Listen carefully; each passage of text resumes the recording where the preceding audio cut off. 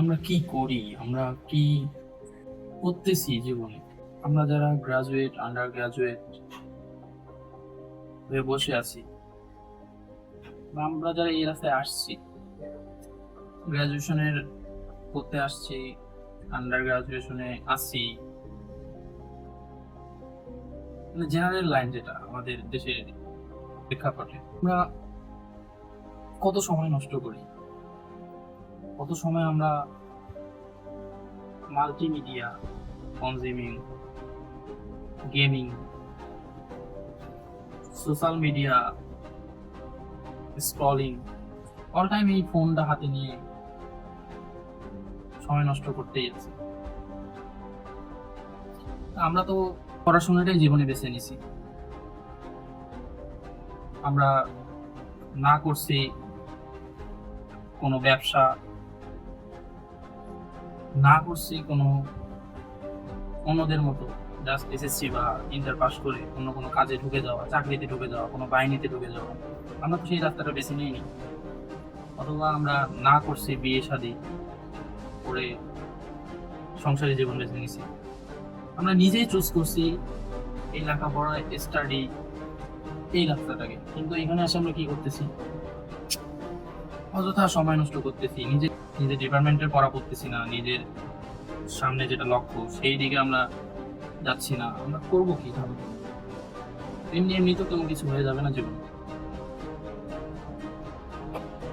অর্ধেক পেট খালি থাকলে ও চলা যায়, কাপড় যদি ময়লা হয় তাও দিন যায়।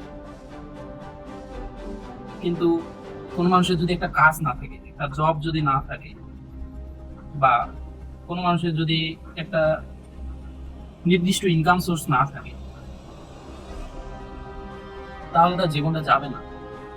আর বর্তমান যে চারদিকে দেখবেন কিছু স্পেশাল সবার জীবনে, সবাই জাঁকজমক পছন্দ করে, সবাই বিলাসিতা পছন্দ করে, সবাই দেখবেন যে ডিফারেন্ট কিছু পছন্দ করে, টাকা পয়সা ধন দৌলত, এটাই সবার এখনকার চোখের নিশানা। কিন্তু আমাদেরও তাই, কিন্তু আমরা সেই পর্যন্ত হাঁটছি না। আমরা তো ঠিকমতো পড়াশোনা করতেছি না। আমি দিনে 2 ঘন্টা সময় কাজে দিচ্ছি না। আমি যদি গ্রাজুয়েশন লাইফে 4 বছরে ধরলাম, 4 বছরে 2 ঘন্টা করে যদি প্রতিদিন যে কোনো বই, আপনি উপন্যাস পড়েন, গল্প পড়েন, আপনি যাই পড়েন, আপনি ম্যাথ করেন, যাই করেন, আপনি যদি 2 ঘন্টা করে জীবনে কাজে লাগান 4 বছর, অনার্স শেষে আপনাকে কেউ আটকাইতে পারবে না। কিন্তু আমরা যেটা করতেছি, আমরা পড়ে আছি ইউটিউবের শর্টস, ফেসবুকে রিল, ইনস্টাগ্রামে বিভিন্ন মেয়েদের ছবি, তারপর বিভিন্ন ধরনের কন্টেন্ট, বিভিন্ন এখন ওয়েব সিরিজের হুড়াহুড়ি। এখন তো মানে সময় কাটানোর এত সোর্স। কেউ টিকটক ভিডিও একবার দেখতে শুরু করলে 2 ঘন্টা চলে যায়। কিন্তু ওই টিকটকের ভিডিও কি আপনি শেষ করতে পারবেন দেখে দেখে? ফেসবুকের ভিডিওগুলা, ইউটিউবের ভিডিওগুলা শেষ করতে পারবেন না। একটা মানুষের জীবনে কতটুকু মাল্টিমিডিয়া দরকার, তার বিনোদনের, তার এন্টারটেনমেন্টের কতটুকু দরকার, আর আমরা নিচ্ছি কতটুকু? আমরা সারাদিনে যত সময় নষ্ট করি ইন্টারনেটে, এই ধরনের বিভিন্ন সাইটে, তাতে আমাদের জীবনটা যেন খালি বিনোদনময়। আমরা কোনো কিছুই প্রোডাক্টিভ করতেছি না, বেখেয়ালে সময় চলে যাচ্ছে। আমাদের সিরিয়াসনেস দরকার।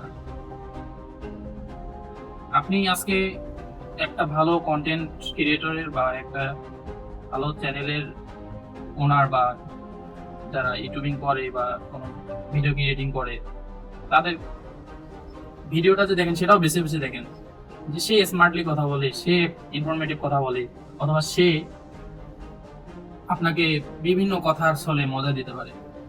আপনি কিন্তু সেখানেও বেছে বেছে নিচ্ছেন। সমাজও আপনাকে বেছে বেছে দেখবে। আপনি যদি 8-10টা মানুষের মতো সাধারণ জীবনযাপন করেন, এই ধরেন যে অনার্স শেষ হলো, মাস্টার শেষ হলো, কোনো সরকারি চাকরি পাইলাম না, পড়াশোনা করিনি, প্রতিযোগিতা প্রচুর, সরকারি চাকরিতে ঘুষ লাগে, এটা লাগে, ওটা লাগে, এজন্য পাইলাম না, এখন কি করার, কোনো একটা কোম্পানিতে ঢুকলাম। আপনি আর 10 জনের মতো যদি আপনি জীবন যাপন করেন, আপনি সেই জীবনে কখনো সুখী হতে পারবেন না। কারণ আপনি চোখে দেখে আসছেন যে যার যত বেশি বিলাসিতা, যার যত বেশি টাকা পয়সা, যার জীবন যতটা ডিফারেন্ট, যতটা উচ্চবিত্তের মধ্যে কাটে, তার জীবনটা তত আকর্ষণীয়। আপনি তো সুখী হতে পারবেন না কোনো বেসরকারি চাকরি। পারবেন, সেখানেও আপনাকে বিভিন্ন স্কিলের দ্বারা, বিভিন্ন ধরনের এক্সপিরিয়েন্সের দ্বারা আগায় যেতে হবে, অনেক উপরে যেতে হবে। আর একটা কথা, ফেসবুকে আমরা বা অন্য কোনো সাইটে, ফেসবুকের উদাহরণটাই দেওয়া যায়। ফেসবুকে আপনি কি চান আপনার প্রোফাইল পিকচারটা একদিন আপলোড করলে যাতে সেখানে সর্বোচ্চ লাইক করে, মানুষ কমেন্ট করে, মানুষ কথা বলে আপনাকে নিয়ে। আপনি চান আপনার সম্মানটা বাড়ুক, আপনার প্রশংসা বাড়ুক। কিন্তু একটা চাকরি পেয়ে দেখান তো, একটা গভর্নমেন্ট জব পেয়ে দেখান তো, তোকে আপনি লিখেন যে আলহামদুলিল্লাহ অমুক মন্ত্রণালয়ে বা অমুক সেক্টর, অমুক প্রজেক্ট, অমুক অধিদপ্তর, আপনি দেখান, দেখেন আপনার ভ্যালুটা কত বাড়ে, আপনার প্রশংসা কত বাড়ে, আপনাকে নিয়ে কত কথা হয়, সমাজে আপনাকে নিয়ে মানুষের আলোচনা হয়। দেখেন আপনার সম্মানটা কোথায় যায় তখন। আপনি একটা সাধারণ মানুষ, এখন আপনাকে কেউ পাত্তা দেয় না, আপনি একটা মেয়ের কাছে পাত্তা পান না, কারণ আপনি 8-10টা ছেলের মতোই। কিন্তু আপনি একটা জব পান, আপনার একটা সুনির্দিষ্ট ইনকাম সোর্স থাক, একটা ভালো জীবন যাপনের ক্ষমতা থাক, দেখেন আপনার সম্মানটা কই যায়। আমি শুধু এটাই বোঝাতে চাচ্ছি যে সাধারণের মধ্যে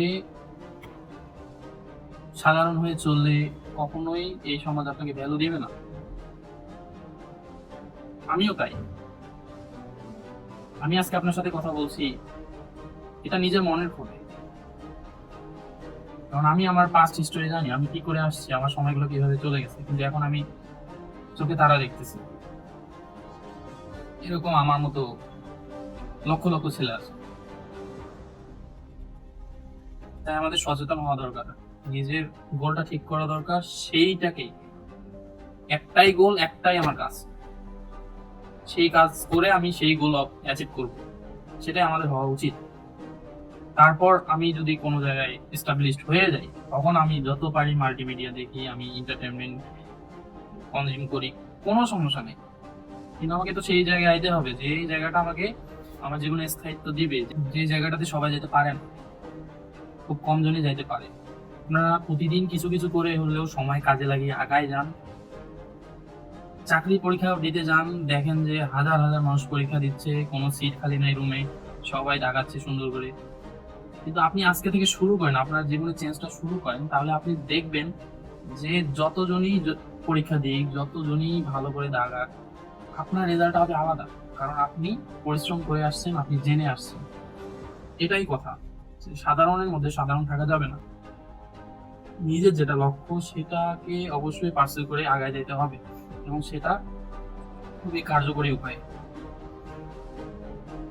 সময় কোনোভাবেই নষ্ট করা যাবে না। আপনি সময় নষ্ট করেন, কিন্তু সেটা হবে খুব সীমিত। মানুষের জীবনে বিনোদন অবশ্যই দরকার, একটু রিল্যাক্সের অবশ্যই দরকার, কিন্তু আপনার এখনো কাঙ্ক্ষিত গোল অ্যাচিভ হয়নি, আপনি এখনো এস্টাবলিশ না। আপনার সারা জীবন চলতে গেলে একটা ভালো পজিশন দরকার কোথাও, সুতরাং সেটাকে আগে প্রায়োরিটি দিন, তারপর অন্য কিছু করুন।